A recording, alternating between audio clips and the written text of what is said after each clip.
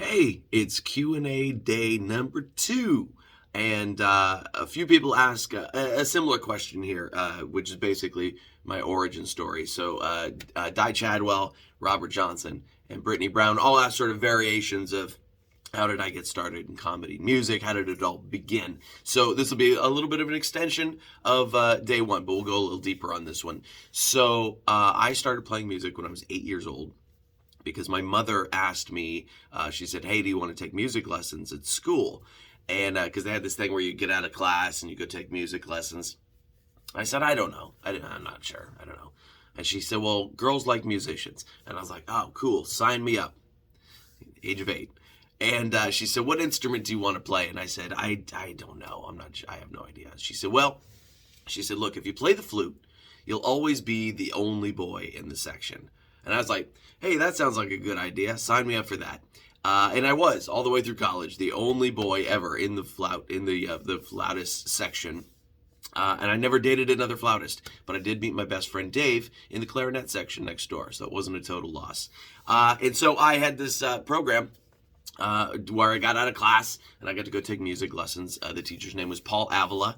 He was a great guy, and I took lessons with him for years and years, and I studied with dozens of teachers over the years.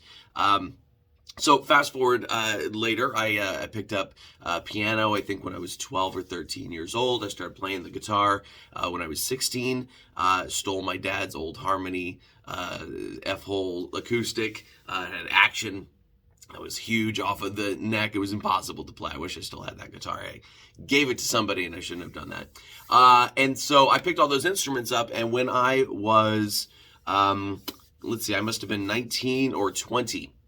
And I was going to junior college right after high school. And I had talked all the way through high school about starting a band. I was playing in the high school orchestra, playing in the musical pit orchestra, things like that, playing the flute. And but I had talked all the way through high school about starting a band and never did. There were a couple of attempts. Dave and I were going to have a band called the Nude Tubas. That was actually going to have a tuba in it. My friend Carlos and I were going to start a band called Social Disaster. And then we heard about the band Social Distortion. And we were like, nah, that's too close. So none of those things ever happened. So after I graduated high school, I was in junior college. And there was a guy named Brandon May, who my high school girlfriend was also dating him. It was a weird thing. Anyway, we had split up. She was dating him. Anyway, she said, I think you guys would be good in a band together. And so Brandon and I sat down, and I said, well, what kind of band are we? And he said, I don't know. What do you mean? And I said, well, are we this kind of band? And I played like a Motley Crue riff. And I said, or are we this kind of band? And I played like a Metallica riff. And he went, the first one. That was our musical world at the time. And so we leaned in that direction for a while, just being a rock band. And we went through a zillion names. I think our very first name was Confused, was the very first name of the band. We went through probably half a dozen names over the first 6 months. We were Brimstone for 2 weeks. And eventually we made a list of names. We kept running into other bands that already had these names, which was, you couldn't just look it up on the internet back then. And so we made a list of names. We just brainstormed a big list of names. We had all our friends vote on them, and Roadside Attraction got the most votes. So that's how we ended up as Roadside Attraction, which I've always liked. I think it's a cool name, and still using it, obviously. And so we started rehearsing in my mom's living room on Sunday afternoons. And then we moved over to her daycare room. My mother used to run a daycare, so we used to rehearse in her daycare room. One of my favorite memories there was the Wiener Schnitzel by us over here, which isn't there now. It's a Starbucks now. But they used to do 25-cent mustard dogs on Sundays. And when they would do that, we would go over there and order 50 hot dogs. Because there were 5 or 6 of us in the band at any given time. And so that's what we would gorge ourselves on, was mustard dogs on Sunday afternoon rehearsals. And these were marathon 8-hour rehearsals. We were not efficient at doing this stuff yet.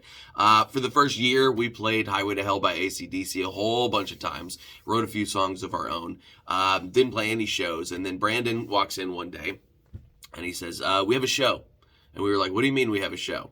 We hadn't discussed actually doing a show yet. And he said, well, I called to play this place called the Cabaret over on south side of San Jose here. And he said I just called them to find out how I would book a show there. And the guy offered me a date. So we're not only do we have a show, we're headlining a Friday night. This is ridiculous. It turns out it was like we had to sell tickets kind of thing. It was the way a lot of these old school clubs used to work, and it was what we call bringer show, which I don't do anymore really. And so we did the show on a Friday night. We sold, I don't know, 50 or 60 tickets. It was our first show. We had a lot of friends, and so we did pretty good. We had made this like we knew a band needs a big intro, right? We're the headliners. We needed this big intro, soundtracky kind of thing. And so we made this cassette that had like this, it was epic. We put together this epic introduction, and we didn't know how things worked. And so we went up on the stage with a boombox for sound check, and we stuck a mic in front of the boombox that played our intro, and the sound guy came on the talkback mic through the monitors and said, "What the hell are you doing?"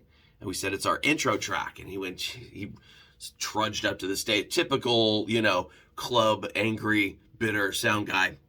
Trudged up to the stage, ripped the cassette out of our boombox, and took it back to the soundboard to play it through the actual PA system. And we were like, oh, okay, that's how it works. And he played this thing, and it was epic. It was through the huge sound system, it was just pounding. And we're like, oh, this is going to be great. And it finished. And he came on and he said, "That is the longest, most boring introduction I've ever heard." So we didn't use it for the show. The show was good. We started, gigging fairly regularly after that. There were loads of changes through the band over the years. People in, people out, drummers especially. And eventually I settled on the group of guys that I have now with Joe and Ray and those guys and John and Jesse. And I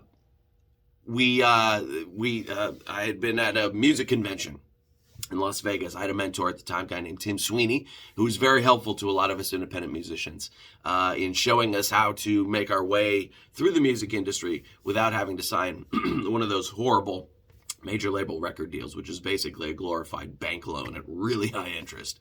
And there were lots of times I could have signed with major labels and chose not to, thanks to Tim Sweeney.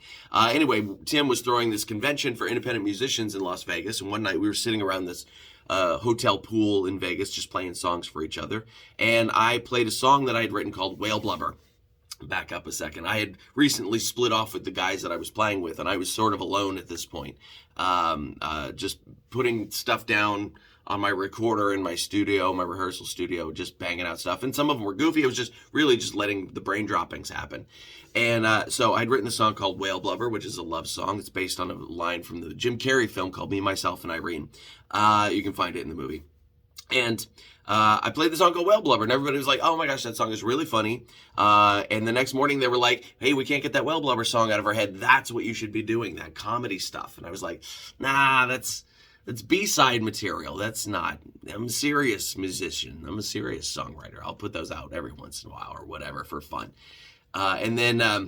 But they kept encouraging me to do that. And then Tim Sweeney encouraged me to go solo and start working as a solo act, which I did not want to do. I had just put my band back together. This is a little bit later. I just put the band back together with Joe and Ray and Jesse and John and a bunch of guys. And I was like, this is the band I've always been looking for. These guys are fantastic. And Tim was like, go solo. And I was like, I don't want to go solo. And he said, look, trust me. And so I started doing like half solo gigs and half band gigs. And within a year, I was doing 90% solo gigs, 10% band gigs, and now even less, as we all know. But it's because it's easier. So I can literally go out and do a gig tonight if somebody asks me to, rather than have to, wrangle 7 or 8 schedules, but I do miss the, playing with the band as often as I did. So anyway, that kind of got me into working as a solo act. I never wanted to be a singer. I worked with singers the whole time, and I couldn't find a singer. And a bunch of my friends were like, look, you're singing on your demos. It's pretty good. Just do that more. And so I ended up being a singer and a frontman. Self-trained. I've been trained on all my other instruments formally, but I'm a self-taught singer. So that's I don't know. It just is what it is, I suppose. And so as I was doing these solo gigs and coffee houses and things like that, I started playing a couple of these little funny songs I had. I had Whale Blubber, Two of Me, Hillbilly Love, Brown Ring Around the Collar. Brown Ring Around the Collar came later. Ray Uribe, the bass player, actually brought that title into me, and we wrote that one together. And so I started playing solo, and I got I started goofing around in between songs, and even during songs, because I would often forget my lyrics, which is still sometimes a problem. And so I started joking around about forgetting my lyrics or whatever, and I just started making jokes out of the song intros, things like that. And you start to get that first laugh, and oh boy, that's a drug. That's a real drug when you guys laugh for us. It really is. And I got invited to do a comedy music show at the Hyena Theater in San Francisco, which doesn't exist anymore. And my friend Groovy Judy set me up with that show. She found out about it, and she said, hey, you should try and get on this show. So I went and I did my, 3 little songs. I think I had a 3-song set that night. I still have the recording of it. Maybe I'll let you hear it at some point. It's cringy now to me. But the MC that night was a lady named Lynn Ruth Miller, who at the age of 72, I think, 72, 73, was just starting her own comedy career. And she saw my act and she said, hey, I need a guitar player for a bit in my show where I'm gonna throw lingerie at the audience while you play Anarchy in the UK by the Sex Pistols. And I was like, well, how can I say no to that?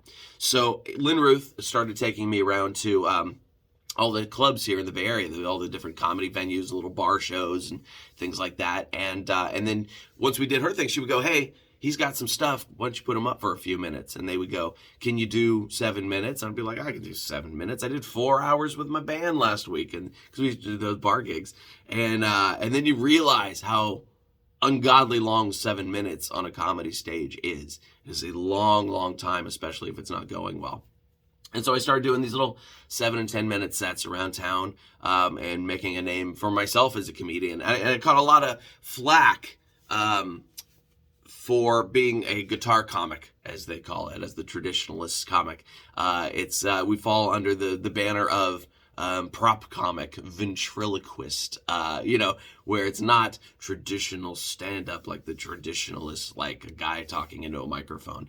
And it was, whatever. That's where I came from. I mean, I was going to open mics and I already had a merch table. And so I kind of came out of nowhere in that scene because I already had stuff and I was doing things and I'd already been performing for a decade or whatever. And so I realized that if I was going to do this, if I was going to hang out in this scene of comedians, then I should probably make an attempt to actually learn the art form because I was having fun doing it. I'd never pictured myself doing stand-up. I never thought I'd be doing stand-up. I always enjoyed stand-up. Loved it. Grew up watching tons of stand-up. All the Rodney Dangerfield Young Comedian specials, all that kind of stuff. But I never pictured myself doing it. So I thought, well, I should actually learn how to do stand-up. And I bought a few books. I bought the Judy Carter book. I think I got the Greg Dean book, maybe a couple others. I never really used any jokes that I wrote from those books, but they were good exercises to kind of get you going. And what I really did is I started watching stand-up with a more critical eye of not just enjoying it, but now how do they do it? The same way that I would listen to music, where I would pick it apart as I'm listening to it and go, how are they doing that? How are they getting that sound? How is he getting that reaction? How did she make that tag happen or that callback happen to that bit earlier? And I started watching stand-up with a more critical eye and taking notes. I would transcribe full specials. I did that with some Jim Gaffigan specials and some Stuart Lee specials for real polar opposites there. But I would transcribe the whole special so that I could see on the page, here's what a joke looks like. A good joke on the page looks like this. And that was invaluable. And other than that, it was really going out and getting stage time just night after night after night. And I used to go out, 3, 4, 5 nights a week to do stand-up. Because that's how you get good at it. Because despite all the previous time that I'd had on stage playing guitar and singing and everything, stand-up is a different animal. It's the most dangerous art form that I've ever partaken in. And I've done most of them. I've done acting, I've done music, I haven't done any dance, but it's just you and a mic and you're in control of the room and you got to make all these people laugh. And it's a pressure cooker situation, but that's what makes it exciting. And so that's the origin story. I mean, after that, I just started, just working as a comic and started going on the road, doing Tribble Run shows, which that's a story for another time. Horrendous travel stories of 12-hour drives through the snow and all sorts of stuff. But it's amazing to be able to come out to where you are and meet you and make you laugh and hang out and do all that fun stuff. So that's it. That's the origin story. I hope you liked it. Thanks to Di and Robert and Brittany for bringing all those old stories back in my head. And if you haven't submitted a question yet for these Q&As, feel free to do that. You can just drop a question down in the comments below. I'll pick it up from there, or send me an email. That's fine too. And if you don't have a question, that's totally okay. I understand completely. I often don't have questions for my favorite people when I hear them. I can remember I hung out with Slash one night after a club show. And we hung out, me, Slash, and a few other people, for a good solid hour. And I could not think of anything to ask Slash, who's one of my favorite guitarists in the world. So if you don't have a question, that's okay. But if you do, drop it in the comments, and I'll be happy to do your video too. All right? Bye.